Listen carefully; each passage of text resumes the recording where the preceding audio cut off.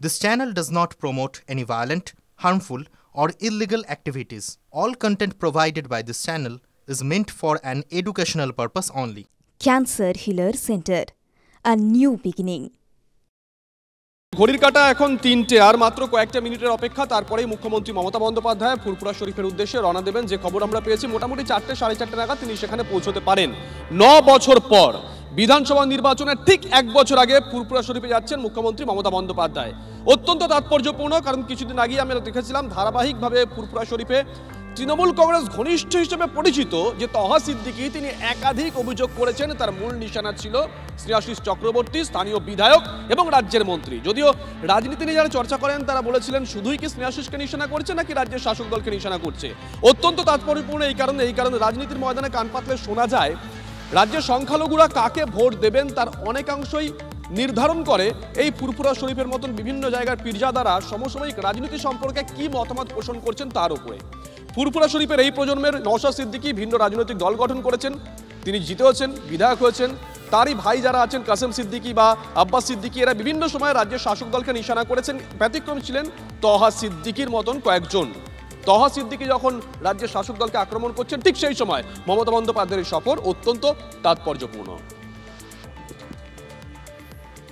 এই দলের কিছু এমএলএ, এমপি, সভাধিপতি, সভাপতি, এই দলের কিছু আছে, এরা দিনের বেলা এদের ভূমিকা হচ্ছে তৃণমূলের, রাত্রিবেলা কিন্তু এদের ভূমিকা হচ্ছে বিজেপির।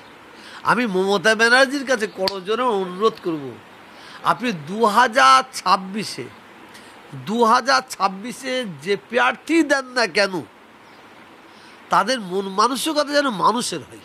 ফুরফুরা শরীফে যাদের পীর জাদা, পীর সাহেব বলে যাদের ঘরে ডাকা হচ্ছে, কিছু লোকের নাম আমরা পেয়ে গেছি অলরেডি।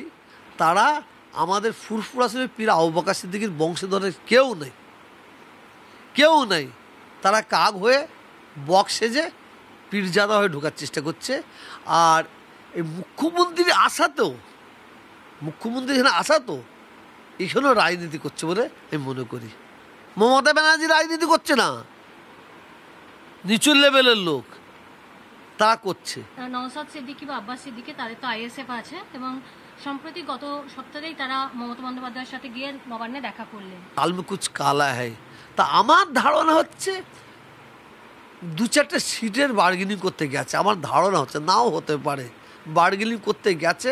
ধারণাটা হয়তো একদিন ঠিকই হয়ে যেতে পারে।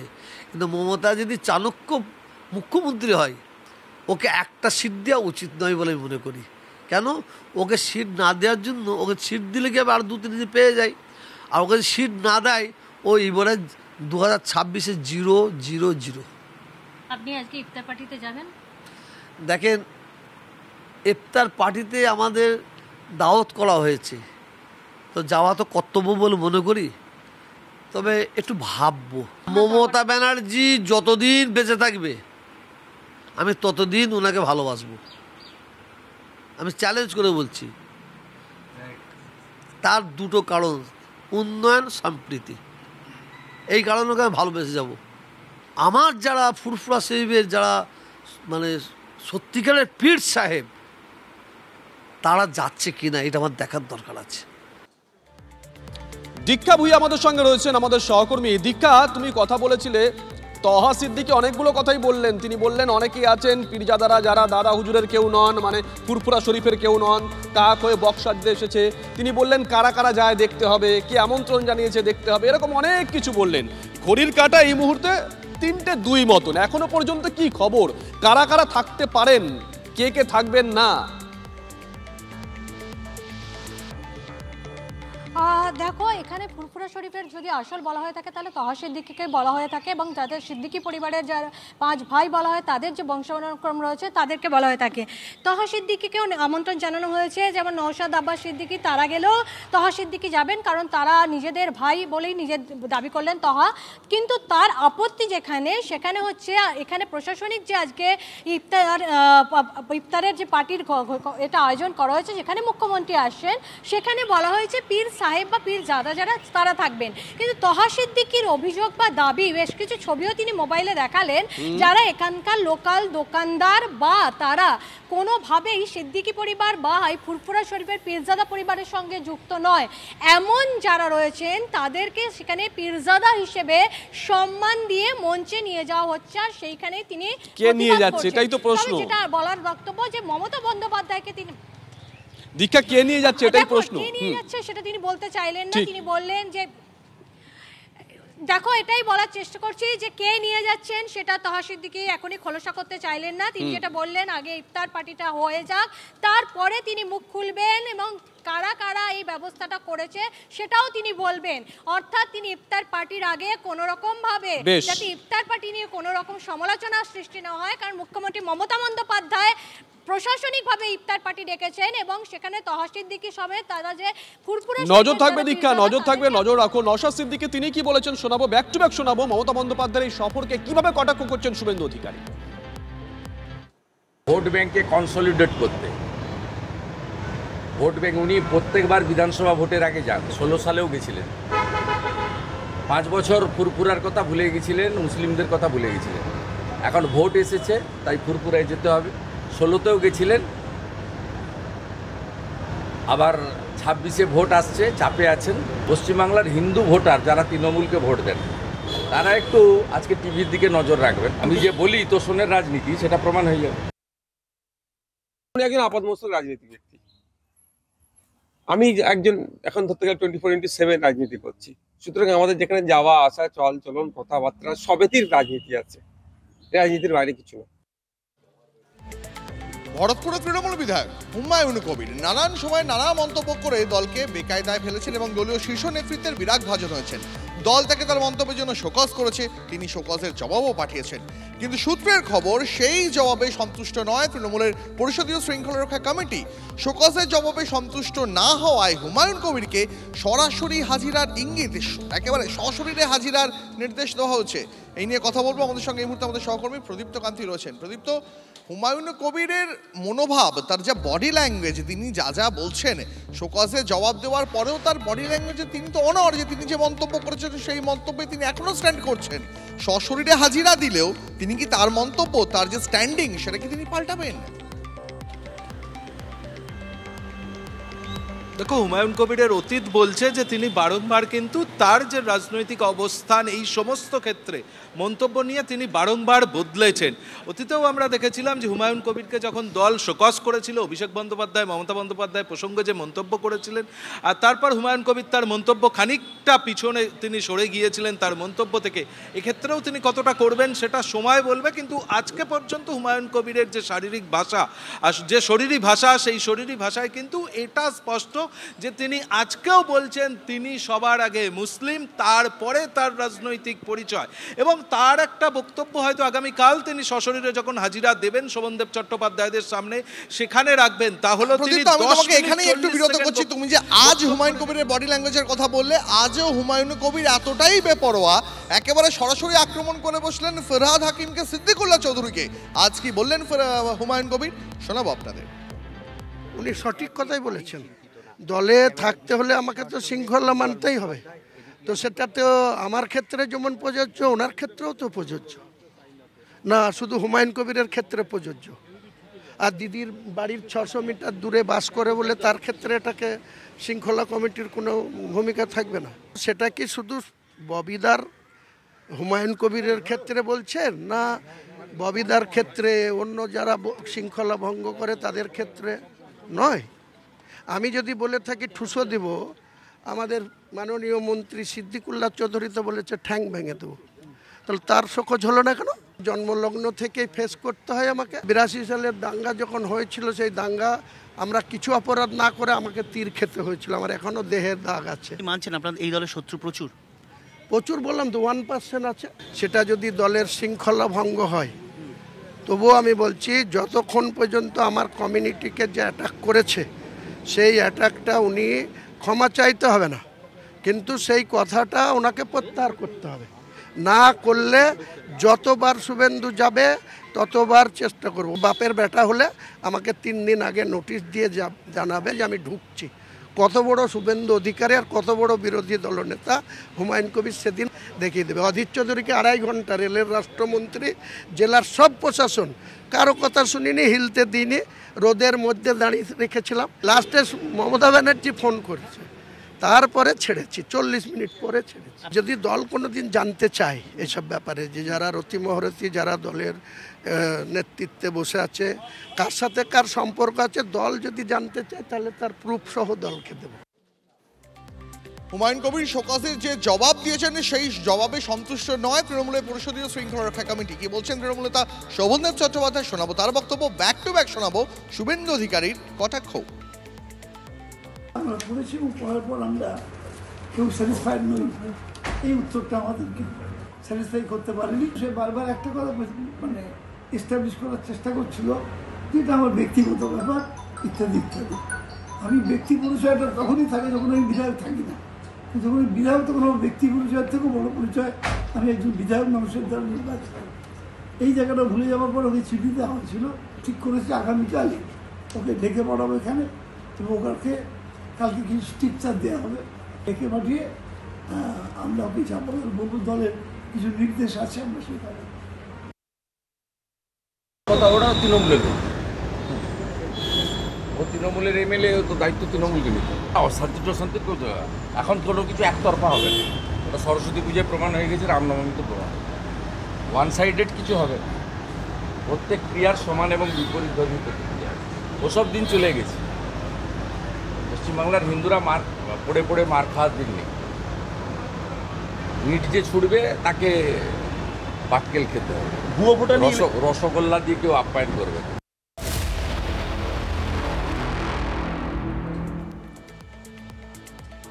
নিজের মেয়ের জন্য সুবিচার চেয়ে তারা আর্জি জানিয়েছিলেন। তিলোত্তমার বাবা মা আরজিকর মামলার শুনানি এবার হাইকোর্টে হবে, অর্থাৎ তিলোত্তমার বাবা মায়ের যে আর্জি তা মান্যতা দিয়ে এই নির্দেশ এসেছে সুপ্রিম কোর্টের তরফ থেকে। সিবিআই তদন্তে খুশি নন, নতুন করে তদন্ত চেয়ে হাইকোর্টের দ্বারস্থ হন তিলোত্তমার বাবা মা। একই সঙ্গে বৃহত্তর ষড়যন্ত্রে যারা জড়িত তাদের আইনের পরিধিতে আনতেও মামলা করেন তিলোত্তমার বাবা মার। সেই আবেদনে সাড়া দিয়েছে সুপ্রিম কোর্ট। এখন থেকে তদন্তে নজরদারি করবে হাইকোর্ট। সুপ্রিম কোর্ট প্যারেন্টসদের প্লিটা গ্রান্ট করে দিলেন আর বললেন যে হাইকোর্ট এই ম্যাটারটা ফার্দার ইনভেস্টিগেশন আর সিবিআই ইনভেস্টিগেশন আর সাপ্লিমেন্টারি চার্জশিট না চার্জশিটটা সুপারভাইজ করতে পারেন। যখন ডিস্ট্রাকশন অফ এভিডেন্স এর চার্জ হয়েছে আর ডিস্ট্রাকশন অফ এভিডেন্সের চার্জ হয়েছে আর the officer in charge of Tala police station is out on bail. Can this be a situation today? So today the parents are looking to the court and looking to the CBI to bring justice and to bring justice fast. একেবারে এই মুহূর্তে অনেকেই সেই দিকেই তাকিয়ে যে justice দরকার। আমার সহকর্মী শ্রাবন্তী শাহ এই মুহূর্তে আমার সঙ্গে সরাসরি রয়েছেন। শ্রাবন্তী, আমি প্রথমে একটাই প্রশ্ন রাখবো যে এই বৃহত্তর ষড়যন্ত্রে আরো অনেকে জড়িত, এই অভিযোগ তুলে তারা বারবার সরব হয়েছেন। এবার কি তাহলে এই নির্দেশে সেই বৃহত্তর ষড়যন্ত্রে কেউ সেই অর্থে জড়িত থাকলে আইনের পরিধিতে আনার প্রয়াসটা একটু সুবিধাজনক হবে? নিঃসন্দেহে শুভজিৎ, এটা সুবিধা অনেকটাই হবে। তার কারণ তিলোত্তমার বাবা মা তারা এই শহরে থাকেন, তারা সহজে আবেদন করতে আসতে পারবেন। যেরকমটা আমরা একটু আগে আইনজীবীর সঙ্গে কথা বলছিলাম, তিনিও একই কথা বলছিলেন। তবে আরও একটা বিষয়, যদি আমরা নিম্ন আদালতের জাজমেন্টটাকে দেখি তাহলে দেখব ছত্রে ছত্রে একাধিক প্রশ্ন উঠে আসছে। যে প্রশ্নগুলো তুলেছেন নির্যাতিতার বাবা মাও, তিলোত্তমার বাবা মায়ের বক্তব্য রয়েছে যে সীমা পাহুজাকে দায়িত্ব দেওয়া হয়েছে অর্থাৎ সিবিআই এর অফিসার হিসেবে, তার ভূমিকায় একাধিক প্রশ্ন উঠছে। তাহলে তদন্ত কিভাবে হলো? এক্ষেত্রে আদালত কি করতে পারে? সাধারণভাবে যদি যে তদন্তকারী সংস্থাকে দিয়ে তদন্ত করানোর কথা হচ্ছিল সেখানে আদালত তাদেরকে ডেকে প্রশ্ন করতে পারেন। এখনো পর্যন্ত যে প্রশ্নের সংশয় রয়ে গেছে সেই বিষয়গুলি আদালত জানতে দিতে পারে। নতুন করে যদি তদন্তর ক্ষেত্রে কোনো বিচারপতিকে দিয়ে আলাদা করে তদন্ত করাতে পারে, তার নির্দেশও দিতে পারে। তবে শুভজিৎ, প্রাথমিকভাবে এটা স্পষ্ট সিবিআইকে এই মামলার জন্য একাধিক ক্ষেত্রে জবাবদিহি করতে হবে। সেটা কিছুটা হলেও অন্য দিক আনতে পারে, অন্যান্য তথ্য উঠে আসতে পারে সেখান থেকে। একই সঙ্গে বলা যেতে পারে যে আবার সুপ্রিম কোর্টে মূল মামলাটি থেকে যেহেতু এখনও চলে যায়নি, সুপ্রিম কোর্টও পরবর্তী সময় এই মামলার গোটা বিষয়টা নিয়ে তদন্ত করতে যে নির্দেশ রয়েছে বা তদন্তের অগ্রগতি হয়েছে তার রিপোর্টও চেয়ে থাকতে পারে। ফলে নিঃসন্দেহে এটা একটা অন্যতম বড় সুবিধা বলা যেতে পারে এবং আরজিকর ক্ষেত্রে আরজিকর মামলায় একটা নয়া মোড়ও বলা যেতে পারে। নিঃসন্দেহে নয়া মোড়। অনেক ধন্যবাদ শ্রাবন্তী। নিঃসন্দেহে নয়া মোড় তো বটেই, যে বৃহত্তর ষড়যন্ত্রের কথা বারবার শোনা গিয়েছিল, সেই বৃহত্তর ষড়যন্ত্রে আইনের পরিধিতে কিভাবে এই বিষয়টা তদন্ত হতে পারে, এটা একটা নতুন দিক খুলবে অবশ্যই। আমরা আপনাদের শোনাবো তিলোত্তমার বাবা মা এই সিদ্ধান্তের পর কি বলছেন, শোনাবো চিকিৎসকরা কি বলছেন, কিঞ্জল নন্দ কি বলছেন শোনাবো, তমনাশ চৌধুরী কি বলছেন শোনাবো আপনাদের ব্যাক টু ব্যাক। যখন অ্যাপ্লিকেশন দেই মানে এই মামলাটা নিয়ে মানে পিটিশনটা করি সুপ্রিম কোর্ট হাইকোর্টের প্রধান বিচারপতি বেঞ্চে, তখন কিন্তু আমরা সিবিআই চাইনি। কোর্ট সিবিআইকে ভালো মনে করে সিবিআইকে দিয়েছিল। এখন সে কোর্টের কাছে আমরা কোশ্চেন রেখেছি, কোর্ট কোথা দিয়ে অ্যান্সার দেবে, কার কাছ থেকে আনবে আমাদের জানার কোনো প্রয়োজন নেই। কোর্টের কাছেই আমরা জানতে চাইবো। এই 52টা কোশ্চেনের উত্তর আমরা কোর্টের কাছে জানতে চেয়েছি। আমরা কোনো সংস্থার কাছে জানতে চাইনি, কারণ আমাদের এটা কোনো ওদের ওপর আমাদের কোনো বিশ্বাস নেই। কিন্তু ওদের ওপর যদি আস্থা রাখতে না পারেন তাহলে তো সেক্ষেত্রে রাজ্য প্রশাসন, রাজ্য পুলিশ, সে সুপ্রিম হাইকোর্ট বুঝবে। হাইকোর্টে যিনি বিচারপতি থাকবেন, যাকে কোশ্চেন আমরা করেছি, তিনিই বুঝবেন যে কী করবেন। আমাদের এই বিষয় নিয়ে মাথা আমার কোনো দরকার। কিন্তু আপনাদের গত কয়েকদিন ধরে যে অভিজ্ঞতা, আপনারা বারবার ধরে বলছেন যে একটা ডকুমেন্টসের জন্য বিভিন্ন জায়গায় ঘুরতে হচ্ছে, সেক্ষেত্রে রাজ্য প্রশাসনের উপর তো আরও আপনাদের আস্থা নেই। রাজ্য প্রশাসন 4 দিনের মাথায় যদি না যেত তাহলে তো আমরা হাইকোর্টে যেতামই না, কোর্টেই যেতাম না। খুশি আমাদের জীবনে আর আসবে না। আমাদের একমাত্র মেয়েকে হারিয়ে, তাকে নিয়েই অনেক স্বপ্ন, এখন আমাদের বেঁচে থাকা শুধু তার বিচার। সেই দিকটা দিয়ে আমরা একটু হলেও এগিয়েছি, কারণ আমাদের অনেক কোশ্চেন, যেহেতু রায়ও হয়ে গেছিল, কিন্তু আমরা ওটাতে ছিলাম, দ্বিমত ছিলাম যে একা সঞ্জয়ের পক্ষে এটা করা সম্ভব নয়। সেখানে আমাদের অনেক কোশ্চেন ছিল, সেই কোশ্চেনগুলো আমরা হাইকোর্টে রেখেছিলাম। হাইকোর্ট শুনতে পারছিলেন না, যেহেতু সুপ্রিম কোর্ট সুমোটো নিয়ে রেখেছিল। হাইকোর্টের তীর্থঙ্কর ঘোষের এজলাসে মামলাটা ছিল, উনি বলেছিলেন এখান থেকে ক্লারিফিকেশন নিতে।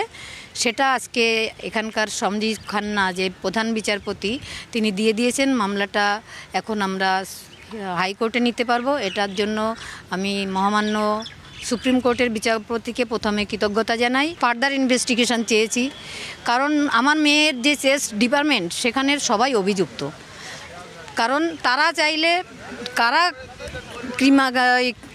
ঘটালো এই যে হসপিটালের ভেতরে ঢুকে, একটা সেমিনার হলের ভেতরে ঢুকে একটা খুন হয়ে গেল, একটা মেয়েকে ধর্ষণ হয়ে গেল, সে তার অন ডিউটি অবস্থায়, আর ভেতরের কেউ কিচ্ছু জানতে পারলো না। এটা কেউ বিশ্বাস করবে না। এটা একটা মানে নিছক গল্প। সিবিআই ভালো করে তদন্ত করুক, আসল দোষীরা, অপরাধীদের ধরুক। শিয়ালদা কোর্টের যে রায়, সেই রায়ের মধ্যেও অনেক প্রশ্ন উঠে আছে। আশা করা যায় আগামী দিনে সিবিআই যথাযথ তদন্ত করবে, যেটা কলকাতা হাইকোর্ট মনিটর করবে, এবং আমরা সেই মনিটরিংয়ের মধ্যে দেখতে পাবো নিশ্চয়ই প্রকৃত দোষীরা বেরিয়ে আসবে, এবং এই তথ্য প্রমাণ লোপাটের সাথে যারা যুক্ত, এই ষড়যন্ত্রের সাথে যারা যুক্ত, এই হত্যার পরিকল্পনার সাথে যারা যুক্ত, তারা বিচারের আওতায় আসবে। এটাই আমাদের আশা। জুডিশিয়াল মনিটরিংয়ের মধ্যে কেসটা রাখা, সেখানে সুপ্রিম কোর্টে গিয়েছিল, সেখান থেকে হাইকোর্টে চলে এসছে।